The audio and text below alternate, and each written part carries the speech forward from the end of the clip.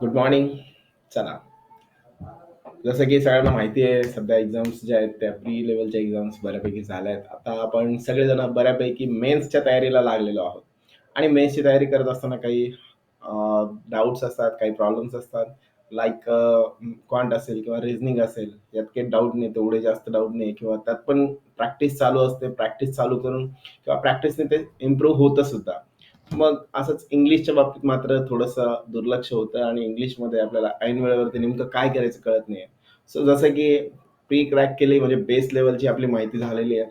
मग मेन्समध्ये कोणत्या-कोणत्या टाइपचे क्वेशन्स असू शकतात, त्याच्याशी रिलेटेड एक अंदाज बांधून आपण एक 100 टॉप 100 क्वेशन्स ज्या आहेत ते यामध्ये बघणार आहोत, की ज्या 100 क्वेशन्स पैकी ज्यामध्ये पॅटर्न्स वेगवेगळे असतील.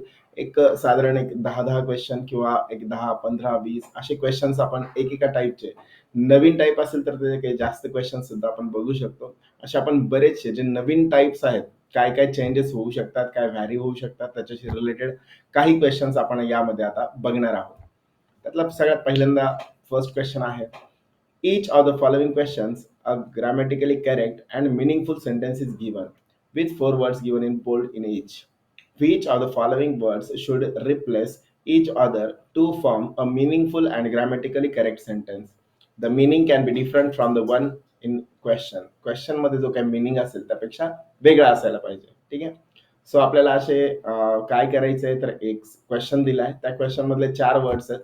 थोडक्यात वर्ड स्वॅपिंगच आहे आणि थोडीशी डिफिकल्टी लेवल जरा जास्त आहे. पण यामध्ये जो काही मीनिंग असेल तो मीनिंग कॅन बी डिफरंट, तो वेगळा पण असू शकतो. ठीक आहे. चला तर बघूयात पुढे. एक क्वेश्चन बघू म्हणजे आपल्याला कळेल, एक अंदाज येईल. हा टायमिंग आहे. 2 क्वेश्चन दिले आहेत. 2 क्वेश्चनसाठी आपल्याला साधारण 2 मिनिटांचा वेळ आहे सॉल्व्ह करण्यासाठी. चला तर ट्राय करूया. पहिला question. They are a expansion recent phenomenon pointing to the role of uncontrol economic relatively. तर यात जर मी बघितलं तर ए, बी, सी आणि डी यांना बोल्ड करून दिलेलं आहे. 4 वर्ड्स जे आहेत ते बोल्ड केलेले आहेत. त्या 4 वर्ड्समध्ये मला काय करायचंय तर रिप्लेस करायचं आहे. कोणत्या वर्डला कोण रिप्लेस करायला याची पेअर दिलेली आहे. म्हणजे ए हा रिप्लेस होऊ शकतो कशाने? डी ने रिप्लेस होऊ शकतो. बी हा रिप्लेस होऊ शकतो सी ने किंवा डी हा रिप्लेस होतोय बी ने. असं कॉम्बिनेशन जे आहे, जे प्रॉपर असेल, करेक्ट असेल ते आपल्याला इथे फाइंड आउट करायचं आहे. ठीक आहे. सो ट्राय करा first. They are a expansion recent phenomenon pointing to the role of uncontrolled economic relative. आता मला एक गोष्ट लक्षात येते इथे. दे आर अ एक्सपान्शन तर नाही येणार आहे. का? कारण ए एक्सपान्शन ए ने सुरुवात होते किंवा तिथे जे आहे तर एक्सपान्शन जो शब्द आहे त्याच्यासाठी ए तर वापरायला नाही पाहिजे. एकतर ॲन वापरायला पाहिजे होता. ठीक आहे. आर्टिकल्स नुसार. दुसरी गोष्ट इकॉनॉमिक रिलेटिव्हली काय? Relatively is the adverb form. मग रिलेटिव्हली हा तिथे येणार नाही. मग इकॉनॉमिक एक्सपान्शन होऊ शकतं. दे are a relatively recent phenomenon होऊ शकतं. कारण रिसेंट हे ॲडजेक्टिव्ह आहे आणि ॲडजेक्टिव्हच्या अगोदर एल-वाय वाला फॉर्म जो आहे तो आपण वापरू शकतो. म्हणून they are a relatively recent phenomenon pointing to the role of uncontrolled economic expansion. So एच्या जागी डी जाऊ शकतो. असा ऑप्शन कोणता आहे बघा. Which one is that? Correct आहे. करेक्ट ऑप्शन इज बी, बॉम्बे. चला ट्राय करा आता second question.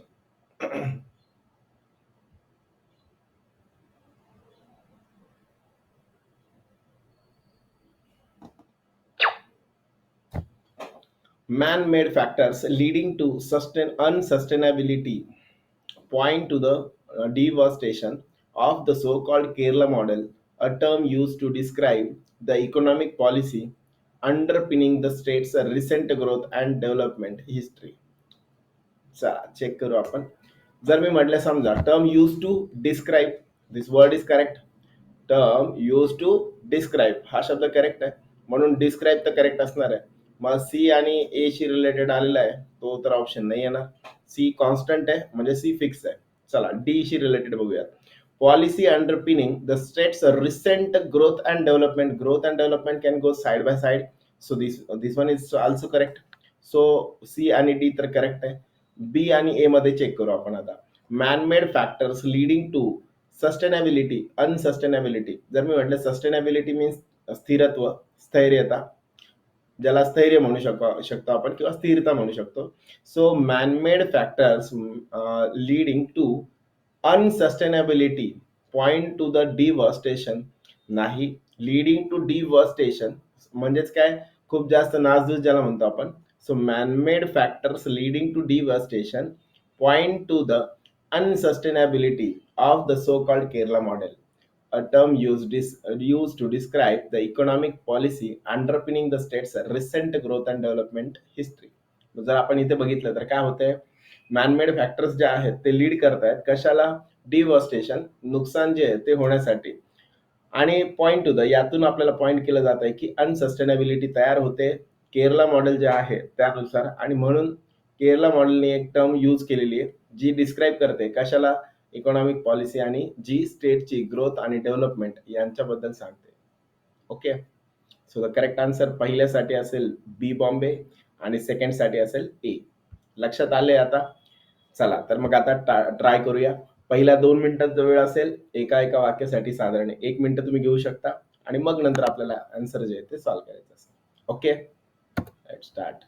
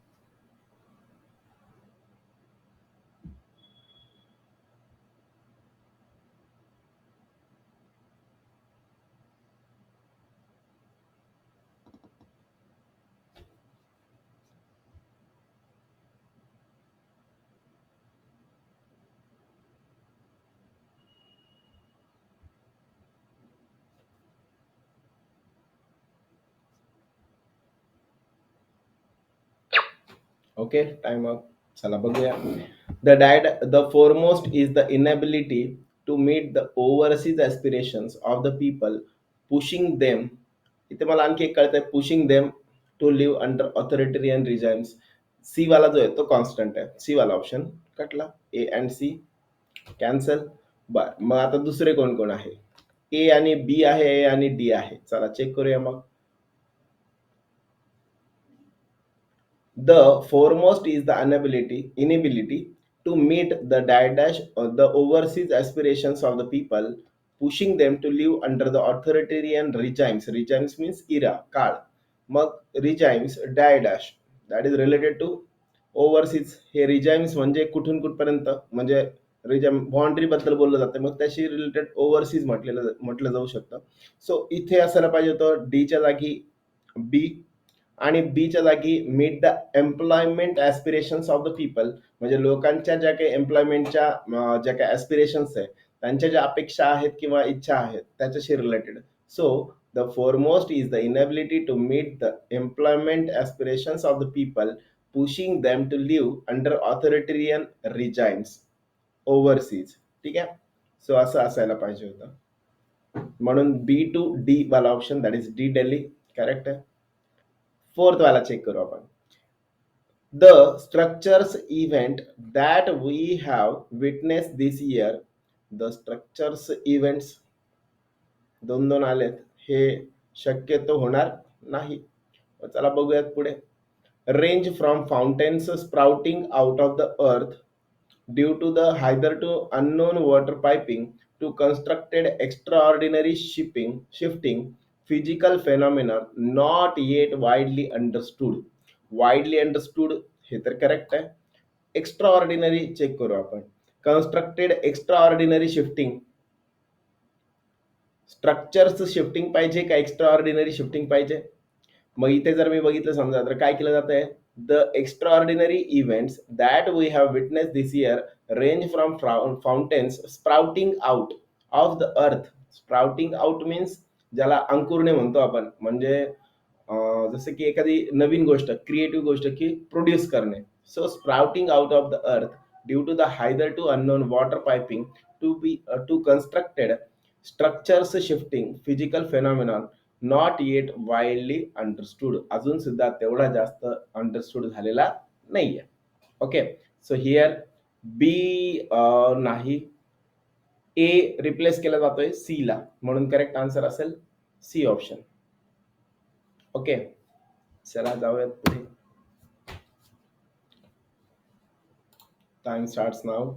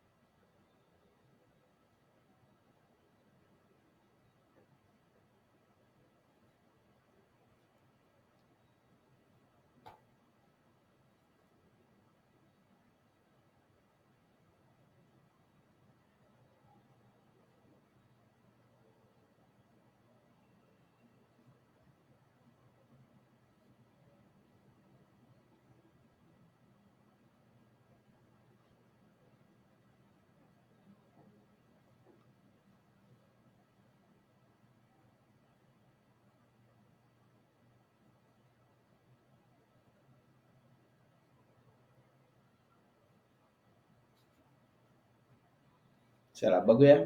The fact that antibiotics are unevenly distributed within the body or intake of drugs could be stopped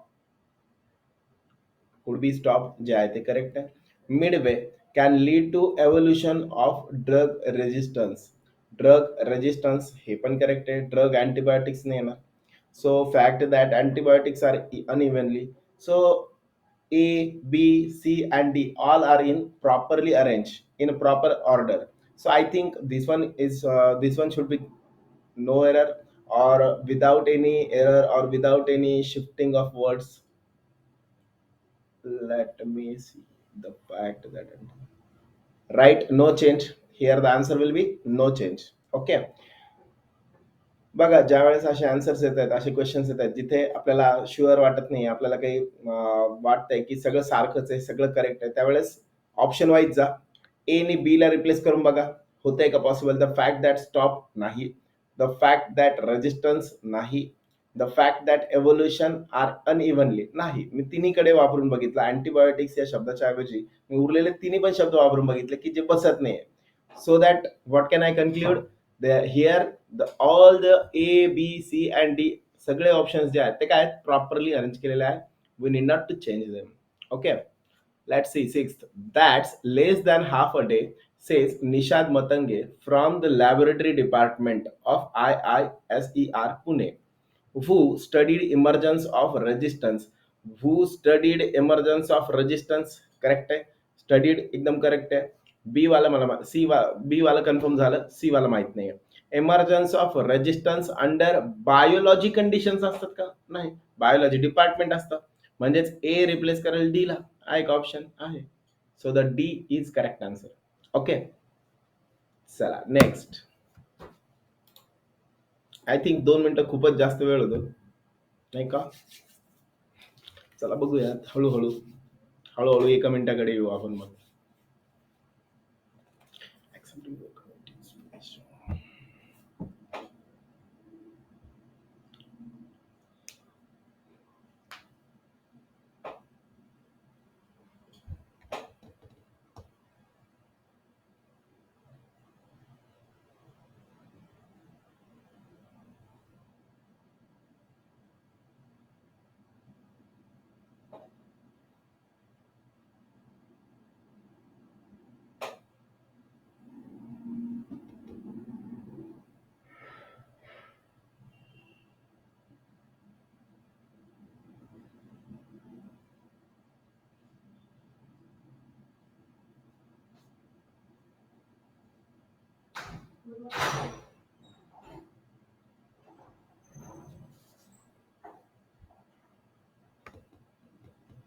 okay, let start. चला बघूया. Accepting the committees phase मला तेवढं suitable नाही वाटत, तरी चला पुढे वाचू. Who has now announce plans for an initial recommendations of the registry. Initial phase असायला पाहिजे होतं. So the correct answer will be A to C. Initial phase असणार आणि कमिटीचं रिकमेंडेशन असणार. So the correct answer will be A to C. A C ला replace करतोय. Accepting the committee's recommendation, कमिटीचे रिकमेंडेशन घेतले. Who has now announce plans for an initial phase of the registry using the international clinical trials registry platform ICTRP. Okay, so the A should be replaced by C. Next, to enhance the editing of a goal governance engagement for human genome development, the committee will undertake both online consultation and in-person framework. काय म्हटलंय? To enhance the editing of a global governance. सगळंच mismatch वाटते मला, काहीच समजत नाहीये. पुन्हा read करू आपण मग. To enhance the editing of, enhance कशी करणार आहे? ठीक आहे. To enhance the development of global governance होऊ शकतं, म्हणजे ए टू सी आहे ऑप्शन ए वाला. बघूयात पुढे. To enhance the development of global governance engagement for human genome development, the committee or editing the committee will undertake both online consultations and in person engagement असायला पाहिजे होतं. म्हणजेच काय, ए to C आणि बी to D असे दोन्ही पण change व्हायला पाहिजे. So the B is correct answer असा ऑप्शन आहे बघा. सो म्हणून ज्या वेळेस असे दोन्ही पण असणारे आन्सर येतात त्यावेळेस कंपल्सरी व्यवस्थित चेक करायचं, सो दॅट आपल्याला आपलं आन्सर जे आहे ते इथे चुकण्याचे जास्त चान्सेस असतात. इथे आपल्याला थोडी काळजी घ्यावी लागेल. ठीक आहे. So to enhance the development of a global governance framework for human जेनम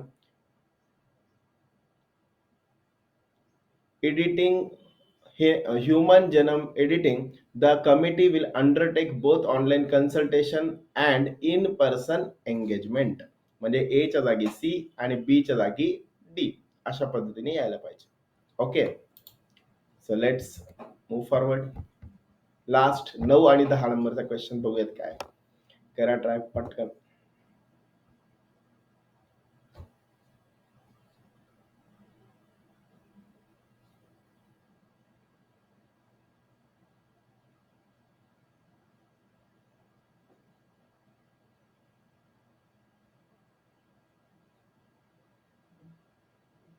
हा हा, इझीएस्ट वन एकदम सोपं होतं बघा. Space research sed it's update on moon.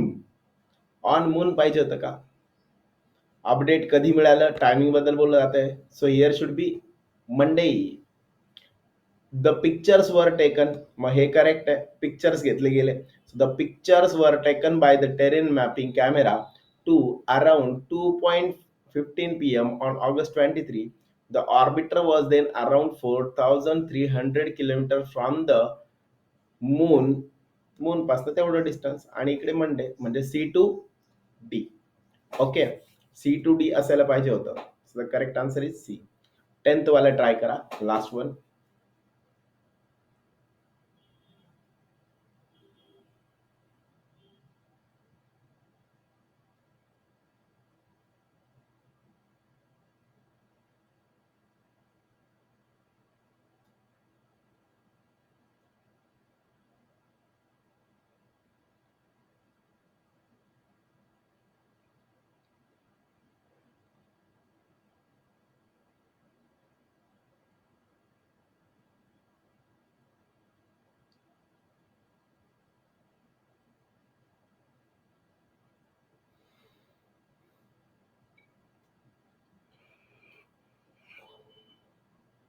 चला बघूयात काय. Though the duo earlier tried हा adverb वाला verb वाला फॉर्म आहे.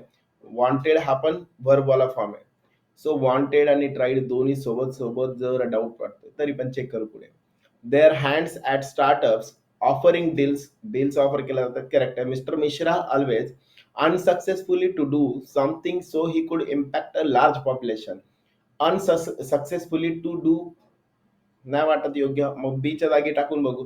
Wanted to do something, correct आहे. Though the duo earlier unsuccessfully tried, म्हणजे ट्राईड बद्दल आपला आत्ताच आपण विचार केला होता, इथे काय असलं पाहिजे होतं, ऍडवर फॉर्म. ऍडवर फॉर्म मला भेटतोय कोणता, unsuccessfully. Though the duo earlier unsuccessfully tried their hands at startups offering deals, Mr. Mishra always wanted to do something so he could impact a large population. Got it? नक्की कळले सगळ्यांना? प्रश्न कसे वाटतायत ते नक्की कळवा. Thank you very much. तुम्हाला कसे वाटले क्वेश्चन्स, तुम्हाला लक्षात येत आहेत? अजून नवीन टाईपचे काही क्वेश्चन्स बघायचे का, किंवा तुमचं मत काय आहे याविषयी नक्कीच कळवा. Okay, thank you.